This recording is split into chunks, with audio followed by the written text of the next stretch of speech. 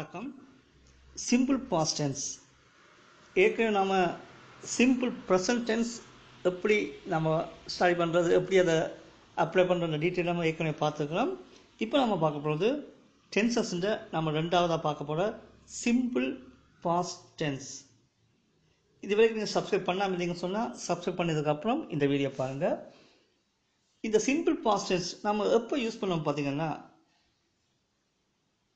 To show an action already happen, நடந்து முடிந்த ஒரு சம்பவத்தை காட்டுறதுக்கு யூஸ் பண்ணுவோம். ஒரு சம்பவம் நடந்து முடிஞ்சு நேற்றோ முந்தினா முடிஞ்ச ஒரு சம்பவம் காட்டுறதுக்கு மட்டும் இந்த டென்ஸ் நாங்கள் பாவிக்கலாம். ஸோ இதுக்கு நாங்கள் பாவிக்க போகிற ஹெல்பிங் வேர்ப் என்ன பார்த்தீங்கன்னா டிட். ஏற்கனவே பார்த்துக்கலாம், சிம்பிள் ப்ரெசன்ட் டென்ஸில் டூ டஸ் யூஸ் பண்ணினாங்க. இந்த சிம்பிள் பாஸ்டில் நாங்கள் யூஸ் பண்ண போகிற ஹெல்பிங் வேர்ப் டிட். இது காமனாக இருக்கும். ஏற்கனவே பார்த்துக்கோம், சிங்குலர் ப்ளூரல் ரெண்டுக்குமே அப்ளை பண்ணக்கூடிய ஒரே ஒரு ஹெல்பிங் வேர்ப் டிட் மட்டும் இதில் நாம் யூஸ் பண்ண போகிறோம். இது சென்டென்ஸ் டைப், இந்த வசன அமைப்பு எப்படி இருக்குன்னு பார்த்தீங்கன்னு சொன்னால், ஏற்கனவே பார்த்தது போல் சப்ஜெக்ட் ஹெல்பிங் வேர்ப் டிட். இந்த டிட் நம்ம பிராக்கெட்டுக்கு போட்டுக்கோம். காரணம் என்ன பார்த்தீங்கன்னு சொன்னால், இதுலேயும் இந்த டிட்டில் ஹெல்பிங் வேர்ப் வேர்புக்குள்ள மறைஞ்சிருக்கும். ஸோ சப்ஜெக்ட் வேர்ப் ஆப்ஜெக்ட் அந்த ஸ்டைலில் இருக்கும். டிட் இந்த வேர்ப் எப்படி இருக்கும் பார்த்தீங்கன்னா பாஸ்ட் என்ற வடிவத்தில் இருக்கும்.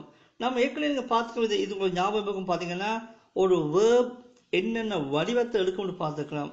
ப்ரெசன்ட் என்ற ஃபார்மேட்டில் இருக்கலாம், அல்லது ப்ரெசன்ட் பார்ட்டிசிபிள் என்ற ஃபார்மேட்டில் இருக்கலாம், அல்லது பாஸ்ட் அந்த மூணாவது போட்ட பாஸ்ட் என்ற ஃபார்மேட்டில் இருக்கலாம், நாலாவது பாஸ்ட் பார்ட்டிசிபிள் என்ற ஃபார்மேட்டில் இருக்கலாம். அதாவது ப்ரெசன்ட் கோ பார்த்தீங்கன்னா சொன்ன எக்ஸாம்பிளுக்கு கோ அது கோயிங்காகவும் மாறலாம், வெண்டாக மாறும், கோனாகவும் மாறும். ஸோ 4 வடிவத்தில் இருக்கும்னு நம்ம பார்த்துருக்கலாம்.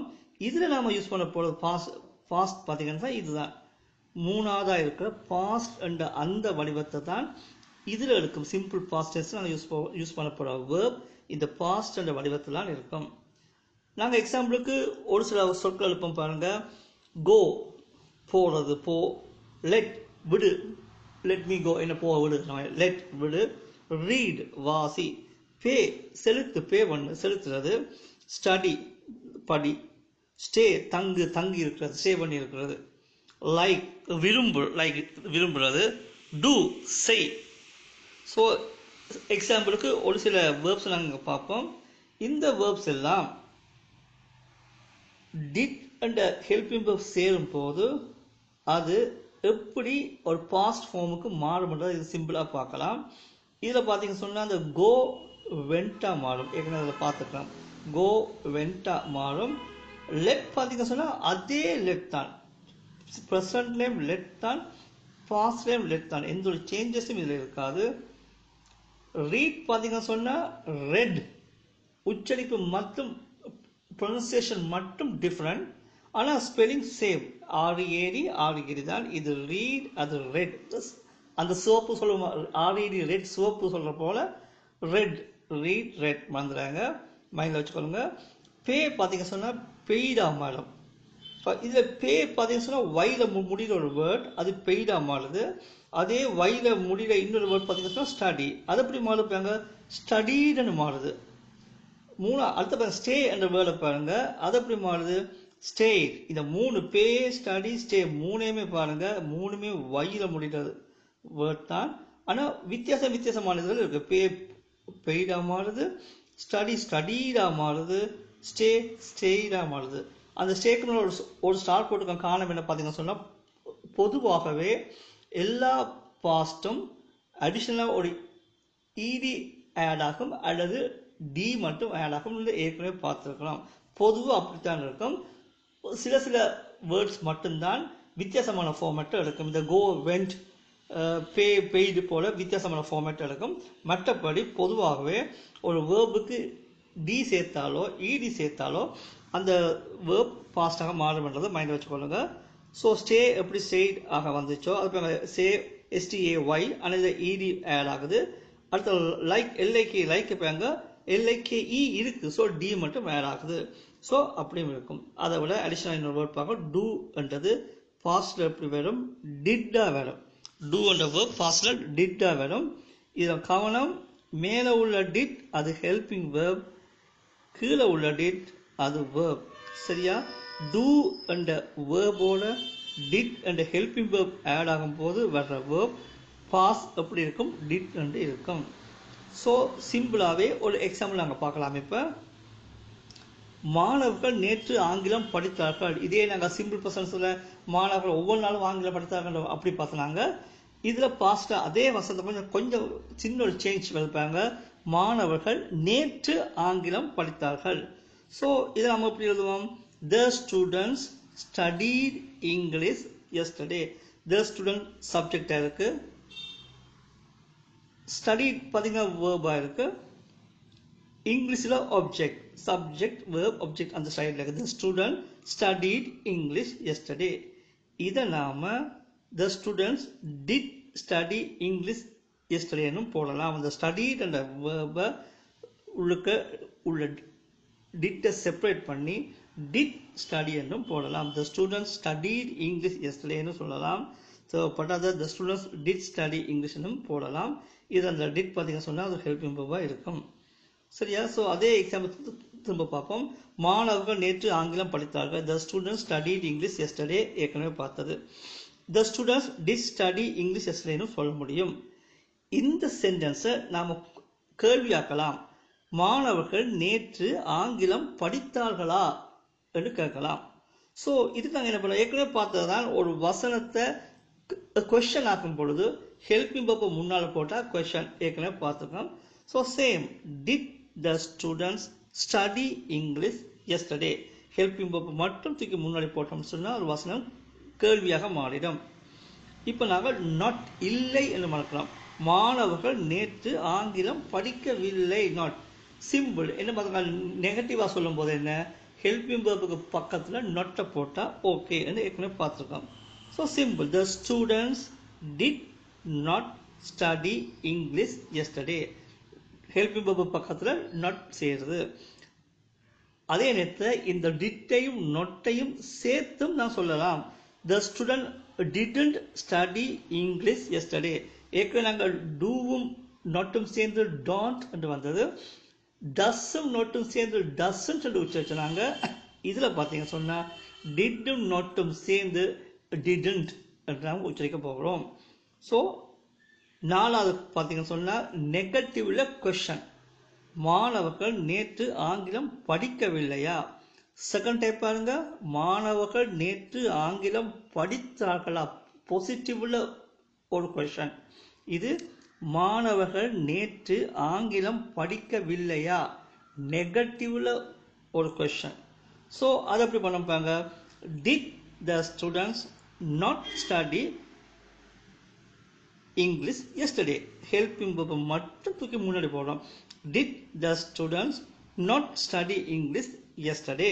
அதே நேரத்தில் நான் கூடிய போல இந்த டிட் நேம் நொட்டும் சேர்ந்துள்ள டிடன்ட் என்றதையும் தூக்கி போட முடியும். Didn't the students study English yesterday?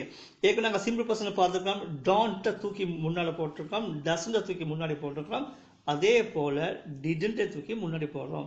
So simple ஒரு சாதாரண வசனத்தை கேள்வியாக்கும் போது ஹெல்பிங் verb மட்டும் தூக்கி முன்னாடி போட்டாலே அது கொஸ்டின் ஆகிடும். அதை ஏற்கனவே பார்த்துக்கலாம்.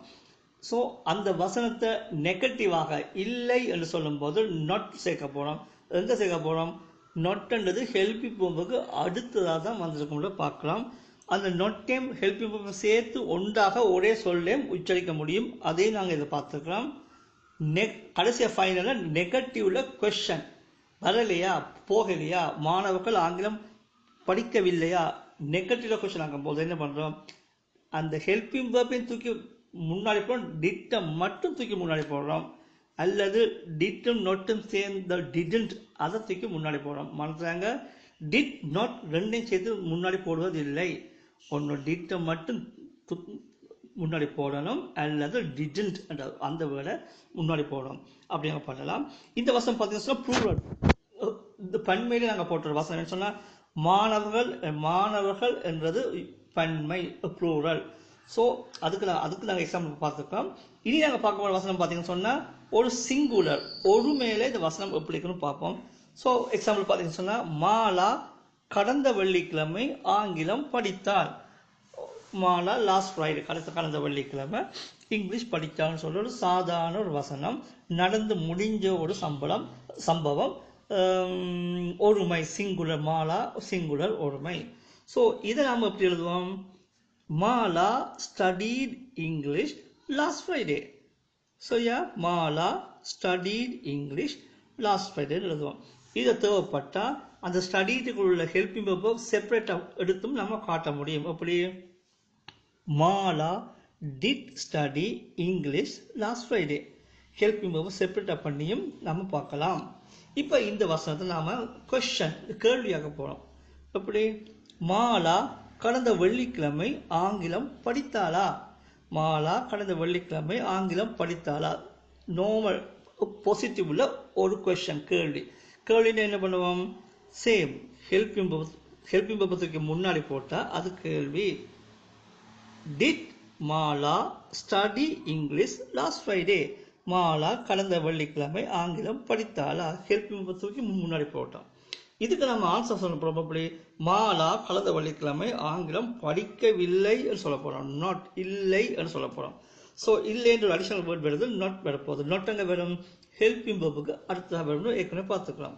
So Mala did not study English last Friday. Mala கடந்த வெள்ளிக்கிழமை ஆங்கிலம் படிக்கவில்லை. இதில் அதே போல் அந்த டிட் அண்ட் நாட்டையும் சேர்க்க முடியும். Mala didn't study English last Friday. கடந்த வெள்ளிக்கிழமை மாலா ஆங்கிலம் படிக்கவில்லை. இதையே நாம் நாலாவதா நெகட்டிவ்ல கொஸ்டின் ஆக்க முடியும். மாலா கடந்த வெள்ளிக்கிழமை ஆங்கிலம் படிக்கவில்லையா? நெகட்டிவ்ல கொஸ்டின். செகண்ட் டைம் பாருங்க. மாலா கடந்த வெள்ளிக்கிழமை ஆங்கிலம் படித்தாளா? பாசிட்டிவ்ல கொஸ்டின். இது மாலா கடந்த வெள்ளிக்கிழமை ஆங்கிலம் படிக்கவில்லையா? நெகட்டிவ்ல கொஸ்டின். ஸோ இதை என்ன பண்ண போகிறோம்? ஃபர்ஸ்டா ஹெல்பிங் வெர்பை மட்டும் தூக்கி முன்னாடி போட போகிறோம் கேள்வியின்படியா. Did Mala not study English last Friday? Did மட்டும் தூக்கி போடுறோம், நாட் உள்ளே இருக்கு. Did Mala not study English last Friday? தேவைப்பட்டா டிட்டையும் நொட்டையும் சேர்த்து போட்டு ஒன்னாவே தூக்கி முன்னால போட முடியும். Didn't Mala study English last Friday? ரெண்டையும் சேர்த்து ஒன்னாக்கி போட்டு டிடன்ட் தூக்கி போடலாம். டிட்டை தனியா நொட்டை தனியா did not Mala study English சொல்லக்கூடாது. ஒன்று டிட்டை மட்டும் தூக்கி முன்னாடி போடணும், அல்லது டிடன்ட் மட்டும் தூக்கி முன்னாடி போடணும். ஸோ சிம்பிள் பார்த்தீங்கன்னு சொன்னால் நடந்து முடிஞ்ச சம்பவத்தை காட்டுறதுக்காக இந்த சிம்பிள் பாஸ்ட் நாங்கள் யூஸ் பண்ணுறோம். யூஸ் பண்ண போகிற ஹெல்பிங் வெர்ப் டிட், ஒரே ஒரு ஹெல்பிங் வெர்ப். ஸோ பன்மை சிங்குலர் ப்ளூரல் ஒருமை பன்மை ரெண்டுக்குமே இந்த ஒரே ஒரு ஹெல்பிங் வெர்ப் தான் யூஸ் பண்ண போகிறோம். வசனம் அதே டைப்ல இருக்கும். சப்ஜெக்ட் வெர்ப் ஆப்ஜெக்ட் இந்த சைடில் இருக்கும்.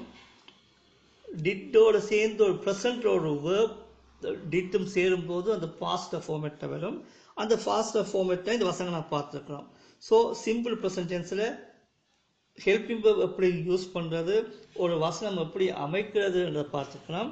இனிமேல் வரப்போகிற இந்த வீடியோவில் வேறு சில வசனங்களை எப்படி positive question, negative question, simple பாஸில் என்னென்ன வடிவத்தில் போடலாம்ன்றதை வந்து பார்க்க போகிறோம். ஸோ இது வரைக்கும் பார்த்து நீங்கள் கேர்ஃபுல்லாக படிச்சிங்கன்னு சொன்னால் தான் இனிமேல் வர சப்ஜெக்ட்லாம் உங்களுக்கு ரொம்ப ஈஸியாக இருக்கும். உங்களுக்கு வசதியாக இதை படிக்கிற பார்க்குற மக்களுக்கு வசதியாக ஈஸியாக கொஞ்சம் கொஞ்சமாக ஒவ்வொரு ஸ்டெப்பாக தான் அந்த மூவ் பண்ணி கொண்டு போகிறோம். ஸோ இதை மறக்காமல் சப்ஸ்கிரைப் பண்ணிவிட்டு ஒவ்வொரு வீடியோ மெதுவாக பார்த்தீங்கன்னு சொன்னால் படிப்படியாக இந்த இங்கிலீஷ் நாலேஜை நாம் டெவலப் பண்ணிக்கொண்டு போக முடியும் என்றதில் எந்த ஒரு சந்தேகமே இருக்காது.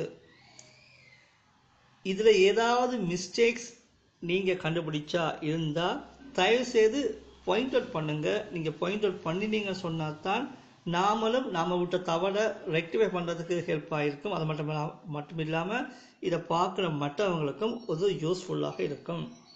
இதில் ஏதாவது ஒரு சந்தேகங்கள் உங்களுக்கு இருக்குன்னு சொன்னால் இந்த இமெயில் நம்ம மென்ஷன் பண்ணியிருக்கேன். அந்த இமெயிலுக்கு வந்தீங்கன்னு சொன்னால் மேற்கொண்டு உங்களோட சந்தேகங்கள் எல்லாத்தையும் நான் நேரடியாகவே தீர்த்து கொள்ள முடியும். இந்த வீடியோ உங்களுக்கு யூஸ்ஃபுல்லாக இருக்கும்னு நீங்கள் ஃபீல் பண்ணினா இதை லைக் பண்ணுங்கள், ஷேர் பண்ணுங்கள், மறக்காமல் சப்ஸ்கிரைப் பண்ணுங்கள். அடுத்த வீடியோவில் பல இன்ட்ரெஸ்டிங்கான சம்பவங்களை நாங்கள் பார்க்கலாம். நன்றி, வணக்கம், பாய்.